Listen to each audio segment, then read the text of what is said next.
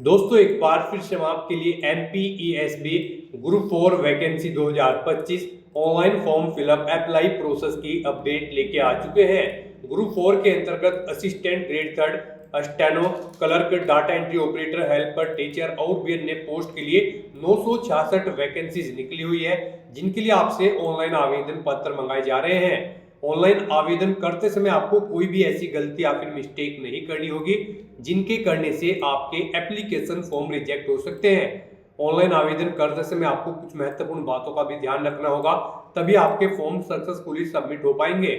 और ऑनलाइन आवेदन करते समय आपको फोटोग्राफ, सिग्नेचर, डॉक्यूमेंट्स कैसे और कितने केबी में अपलोड करने होंगे, कंप्लीट जानकारी आपको इस वीडियो में दी जाएगी। दोस्तों आवेदन करने के केवल 2 दिन शेष रह गए हैं, लास्ट डेट की अपडेट है। आप जल्द से जल्द अपना फॉर्म फिल कर ले, कहीं मौका हाथ से छूट न जाए। इस वीडियो में हम आपको ये भी जानकारी दिखाएंगे कि क्या यहाँ पर category wise, post wise vacancies है, क्या एलिजिबिलिटी क्राइटेरिया है, क्या हाउ टू अप्लाई का पूरा प्रोसीजर रहने वाला है, कैसे आप ये नोटिफिकेशन की PDF डाउनलोड कर सकते हो और कैसे आप अप्लाई ऑनलाइन कर सकते हो। स्टेप बाय स्टेप पूरी जानकारी के लिए आपको ये वीडियो शुरू से लेके एंड तक बिना स्किप किए हुए देखनी होगी। इस वीडियो को कंप्लीटली देखने पर ही आपके सभी सवाल और डाउट क्लियर होंगे। तो चलिए दोस्तों बिना कोई वक्त कमाए शुरू करते हैं MPESB group 4 vacancy 2025 form fill up की पूरी जानकारी। फॉर्म भरने से पहले आपको हमारी वेबसाइट IND सरकारी नौकरी के इस पेज पर विजिट करना होगा, जिसका लिंक आपको नीचे description plus first comment box में मिल जाएगा। और हमारे पेज पर विजिट करके आप यहां से ग्रुप 4 का फॉर्म फिल कर सकते हो। Madhya Pradesh employ selection board की ओर से ग्रुप 4 के लिए वेरियस पोस्ट निकाली गई है, जैसे कि AG3 assistant grade 3 steno clerk data entry operator helper teacher और भी अन्य पोस्ट है। 966 वैकेंसीज निकली हुई है। लास्ट डेट आवेदन करने की 17 मार्च 2025 है।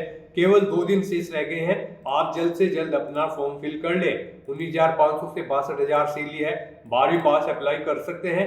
18 से 40 वर्ष आयु सीमा है। जनरल या अदर स्टेट के लिए 560 रुपए फीस है।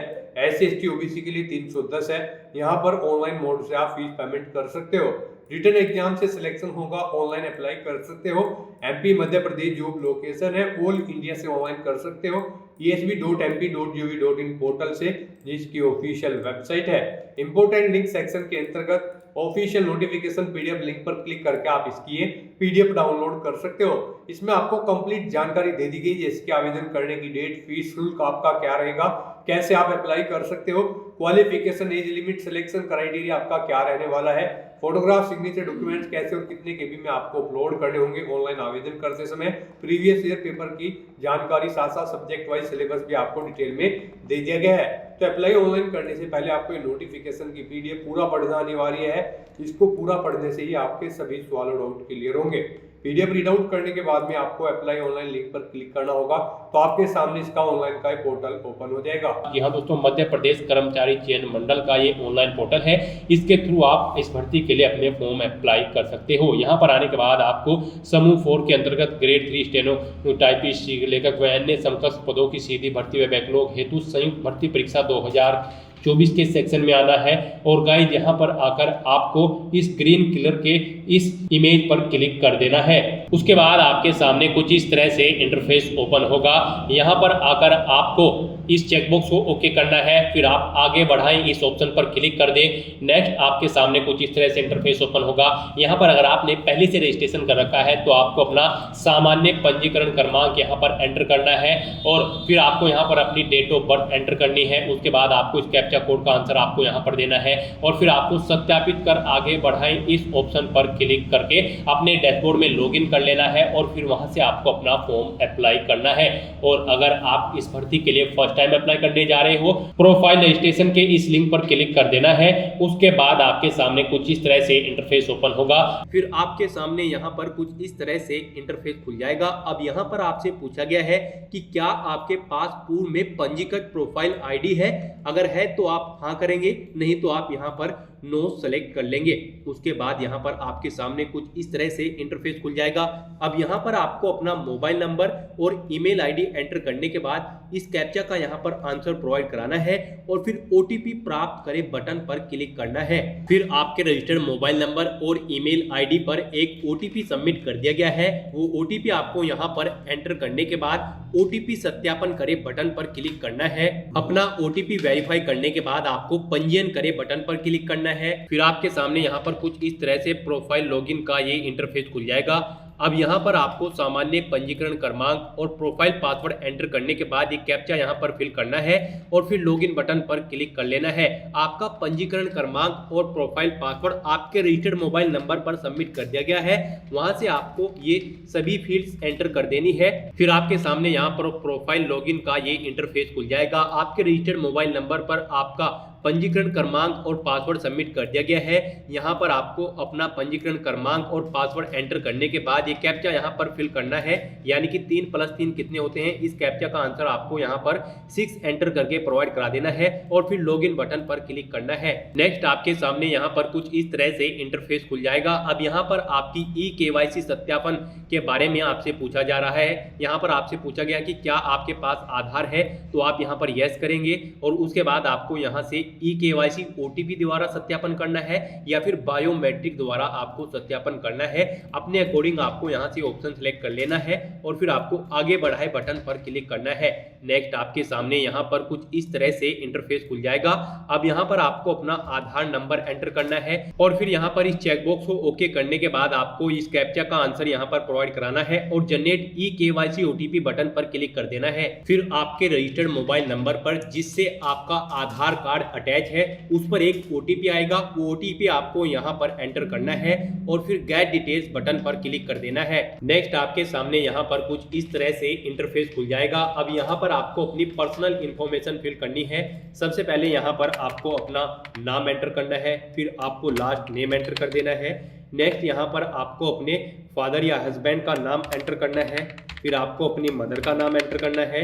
नेक्स्ट यहाँ पर आपको अपनी डेट ऑफ बर्थ 10वीं की क्लास की जो आपकी मार्कशीट है उसके अकॉर्डिंग इस कैलेंडर में से सिलेक्ट कर लेनी है। फिर यहाँ पर आपसे पूछा गया कि क्या आप मध्य प्रदेश के मूल निवासी हैं, अगर हैं तो आप हाँ सिलेक्ट करेंगे, नहीं तो आप नहीं सिलेक्ट कर लेंगे। उसके बाद आपको अपना जेंडर सिलेक्ट कर लेना है। फिर आपको अपनी श्रेणी यहाँ से सिलेक्ट कर लेनी है, अनरिजर्व, SC ST या फिर OBC। उसके बाद यहाँ पर आपको अपनी उच्च शैक्षणिक योग्यता का स्तर सिलेक्ट कर लेना है। फिर आपको यहाँ पर आपके निवास का क्षेत्र पूछा गया है, आप ग्रामीण क्षेत्र से हो या फिर शहरी क्षेत्र से। अपने अकॉर्डिंग आपको यहाँ पर ये ऑप्शन सिलेक्ट कर लेने हैं। फिर आपसे यहाँ पर आपकी विकलांगता का विवरण पूछा गया है, क्या आप आवेदक विकलांग है। अगर आप न्यूनतम 40% से ज़्यादा विकलांग हो तो आप हाँ करोगे, नहीं तो यहाँ पर आप नहीं सिलेक्ट कर लोगे। अगर आप हाँ सिलेक्ट करते हो तो आपको यहाँ पर अपनी विकलांगता के प्रकार का भी ऑप्शन सिलेक्ट करना होगा। नेक्स्ट यहाँ पर आपको अपना मैरिटल स्टेटस सिलेक्ट कर लेना है। अगर आप मैरिड हो तो आप हाँ सिलेक्ट करोगे, नहीं तो आप नहीं सिलेक्ट कर लोगे। हाँ अगर आप सिलेक्ट करते हो तो यहाँ पर आपको कुछ डिटेल्स प्रोवाइड करानी होगी, जैसे आपकी विवाह की तिथि, अंतिम बच्चे की जन्म तिथि, अगर जुड़वा बच्चे हैं तो उनकी इन्फॉर्मेशन आपको यहाँ पर प्रोवाइड करा देनी है। नेक्स्ट यहाँ पर आपको अपना वर्तमान पता एंटर करना है। इसमें आपको अपना मकान नंबर, गली, गांव या मोहल्ला नंबर, राज्य, तहसील और पिन कोड एंटर कर देना है। साथ ही साथ जिला भी आपको यहाँ से सिलेक्ट कर लेना है। फिर आपसे पूछा गया है कि क्या आपके शरीर पर कोई पहचान के लिए चिन्ह है, अगर है तो यहाँ पर आपको उस जगह का नाम एंटर कर देना है, अदरवाइज यहाँ पर आपको नो मार्क एंटर करना है। फिर आपसे पूछा गया है परीक्षा कक्ष में प्रस्तुत की जाने वाला फोटो युक्त पहचान पत्र में आप क्या यहाँ पर प्रोवाइड कराओगे, वोटर ID कार्ड, आधार कार्ड। अपने अकॉर्डिंग यहाँ से आपको ऑप्शन सिलेक्ट कर लेना है। फिर आपसे यहाँ पर पूछा गया है कि क्या आपको फिंगर बायोमेट्रिक परीक्षण में कोई समस्या है, अगर है तो आप हाँ सिलेक्ट करेंगे, नहीं तो आप नहीं सिलेक्ट कर लेंगे। और अगर आप हाँ सिलेक्ट करते हो तो फिर यहाँ पर आपको उसका कारण सिलेक्ट कर लेना है, आपकी उंगलियों में क्या समस्या है। यहाँ पर आप अपने अकॉर्डिंग ऑप्शन सिलेक्ट करोगे। उसके बाद आपसे पूछा गया है क्या आप अपने बैंक खाते का विवरण देना चाहते हो, यस या नो यहाँ पर आपको सिलेक्ट कर लेना है। फिर आपको इस चेकबॉक्स को ओके करना है घोषणा पत्र में और पंजीकृत करें बटन पर क्लिक कर देना है। नेक्स्ट आपके सामने यहाँ पर कुछ इस तरह से इंटरफेस खुल जाएगा। अब यहाँ पर आपको अपना फोटो, सिग्नेचर और हैंड रिटन टेक्स्ट अपलोड कर देना है।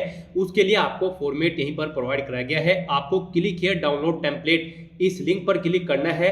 फिर यहाँ पर आपके सामने कुछ इस तरह से इंटरफेस खुल जाएगा। यहाँ पर आपके फोटो का साइज 4.5 सेंटीमीटर होना चाहिए।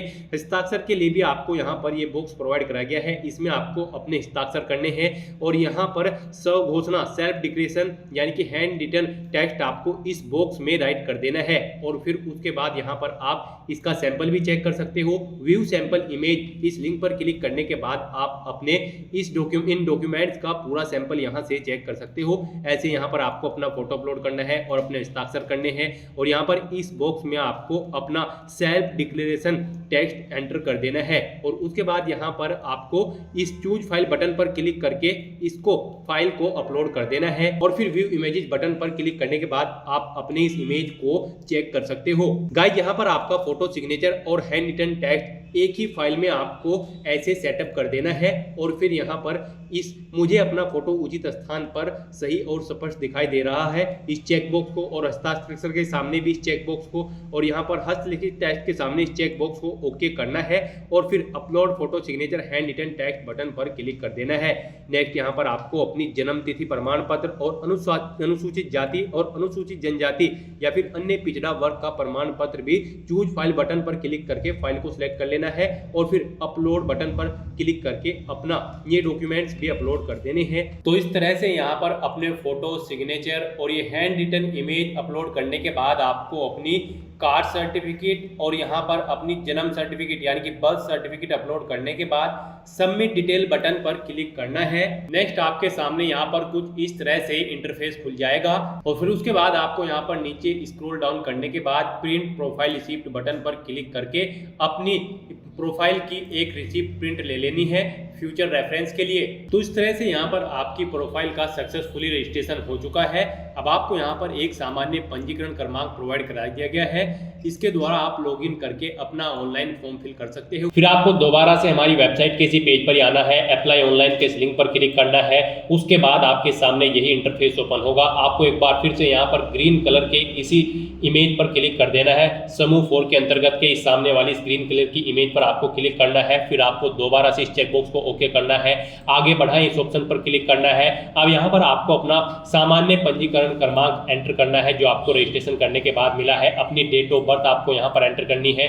इस कैप्चा कोड का आंसर आपको यहाँ पर देना है और सत्यापित कर आगे बढ़ाएं इस ऑप्शन पर क्लिक कर देना है। नेक्स्ट आपके सामने यहाँ पर कुछ इस तरह से इंटरफेस खुल जाएगा। अब यहाँ पर आपको कुछ फील्ड तो ऑटोमेटिकली फिल मिल जाएंगी जो आपने रजिस्ट्रेशन टाइम पे फिल की है। बाकी की डिटेल्स अब आपको यहाँ पर फिल कर देनी है। आपको इस पेज को नीचे स्क्रॉल डाउन करना है और आवेदक द्वारा संलग्न अन्य दस्तावेज सेक्शन में आकर यहाँ पर आपसे पूछा गया है कि आप भूतपूर्व सैनिक हो, दिव्यांग हो या फिर बिना वर्ग हो, तो यहाँ पर आपको अपने अकॉर्डिंग सेलेक्ट कर लेना है। अगर आप भूतपूर्व सैनिक हो तो की गई सेवा की अवधि यहाँ पर आपको माह में एंटर करनी होगी, नहीं तो यहाँ पर आपको नहीं सिलेक्ट कर लेना होगा। फिर उसके बाद आपसे पूछा गया है कि क्या आप मध्य प्रदेश शासन के अधीन छंटनी शुदा कर्मचारी हैं, अगर हैं तो आप हाँ करेंगे, नहीं तो यहाँ पर आप नहीं सिलेक्ट कर लेंगे। उसके बाद अगर आप हैं तो यहाँ पर अवधि माह में एंटर कर देंगे। क्या आप विधवा, परित्यागता, तलाकशुदा है तो उसके यहाँ पर आपको येस या नो सिलेक्ट कर लेना है अपने अकॉर्डिंग। यहाँ पर ये ऑप्शन आपको डिसेबल कर दिया जाएगा अगर आप अनमैरिड हो। फिर उसके बाद यहाँ पर आपसे पूछा गया है क्या आप विक्रम पुरस्कार में सम्मानित खिलाड़ी हैं, अगर हैं तो आप हाँ पर सिलेक्ट करोगे, नहीं तो आप यहाँ पर नहीं सिलेक्ट कर लोगे। फिर यहाँ पर आपको क्लिक है टू सिलेक्ट प्रेफरेंस, इस ऑप्शन पर क्लिक करना है। उसके बाद आपके सामने यहाँ पर कुछ इस तरह से इंटरफेस ओपन होगा। गाइस यहाँ पर ग्रुप 4 की सभी पोस्ट आपको शो कर दी गई है। आप 1 बाय 1 करके सभी पोस्ट चेकआउट करें और अपनी क्वालिफिकेशन यहाँ पर अपनी क्वालिफिकेशन के अकॉर्डिंग आप जिस पोस्ट को जिस नंबर पर प्रेफरेंस देना चाहते हैं उसे यहाँ पर आप फर्स्ट नंबर पर सिलेक्ट कर दें। यहाँ पर आपको हाँ के इस ऑप्शन पर क्लिक करना है, पोस्ट सिलेक्ट हो जाएगी फर्स्ट नंबर पर और फिर आप पद चुने के सामने इस चेकबॉक्स को ओके कर दें। फिर वो पोस्ट आपकी यहाँ पर इस सेक्शन में शो कर दी जाएगी। यहाँ पर आप जिस पोस्ट को फर्स्ट नंबर पर सिलेक्ट करेंगे वो यहाँ पर फर्स्ट नंबर पर प्रेफरेंस में आएगी, जिसे सेकंड नंबर पर सिलेक्ट करोगे उसे सेकंड प्रेफरेंस यहाँ पर दी जाएगी। तो यहाँ पर आप पोस्ट के अकॉर्डिंग आपको शैक्षणिक एवं अन्य जो अर्हताएं हैं, जो रिक्वायर्ड क्वालिफिकेशंस है वो यहाँ पर दी गई है। आप इन्हें रीड करें और अपनी क्वालिफिकेशन के अकॉर्डिंग पोस्ट सेलेक्ट कर लें। नेक्स्ट अगर आप मध्य प्रदेश राज्य के रोजगार कार्यालय में पंजीयन हो तो आपको यहाँ पर उसकी डिटेल भरनी है, जैसे कि पंजीयन क्रमांक, पंजीयन दिनांक और पंजीयन जिले का नाम यहाँ पर आपको सिलेक्ट कर लेना है। उसके बाद यहाँ पर आपसे पूछा गया है कि आप अपनी परीक्षा शहर की प्राथमिकता क्रम से यहाँ पर सिलेक्ट कर सकते हो। प्राथमिकता फर्स्ट में यहाँ पर आपको 4 ऑप्शन प्रोवाइड कराए जा रहे हैं, जहाँ पर आपका एग्जामिनेशन सेंटर रहेगा। यहाँ पर आपको ये चारों सिटी सिलेक्ट कर लेनी है 1 बाय 1 करके। उसके बाद यहाँ पर आपको घोषणा पत्र में आकर इस चेकबॉक्स को ओके करना है और फिर आगे बढ़ाएं बटन पर क्लिक कर देना है। नेक्स्ट आपके सामने यहाँ पर कुछ इस तरह से इंटरफेस खुल जाएगा। आपके एप्लीकेशन फॉर्म का पूरा प्रीव्यू यहाँ पर आपको शो कर दिया गया है। अब यहाँ पर आपको इस पेज को नीचे स्क्रॉल डाउन करना है, सभी डिटेल्स को 1 बाय 1 करके केयरफुली रीड कर लेना है और फिर यहाँ पर प्रिंट बटन पर क्लिक करके आपको अपने एप्लीकेशन फॉर्म का एक प्रिंट आउट ले लेना है फ्यूचर रेफरेंस के लिए। और अब यहाँ पर आपको प्रोसीड टू पेमेंट इस बटन पर क्लिक करना है। फिर आपके सामने यहाँ पर पेमेंट गेटवे का ऑप्शन खुल जाएगा। यहाँ पर आप अपनी एप्लीकेशन फीस का amount net banking, debit card, credit card, IMPS, UPI या फिर वॉलेट के थ्रू जमा करा सकते हो। यहाँ से सक्सेसफुली पेमेंट करने के बाद आप फॉर्म 2022 सक्सेसफुली कंप्लीट हो जाएगा। तो दोस्तों ऐसे आप मध्य प्रदेश कर्मचारी चयन मंडल MPESB ग्रुप 4 के इन 966 खाली पदों को भरने के लिए अपने फॉर्म अप्लाई कर सकते हो बिना कोई मिस्टेक किए हुए। आज की इस वीडियो में बस इतना ही। आई होप ये वीडियो आपको पसंद आई होगी। अगर पसंद आई हो तो इसे लाइक और शेयर करें। चैनल पर नए हो तो इसे सब्सक्राइब कर लें। Thanks for watching.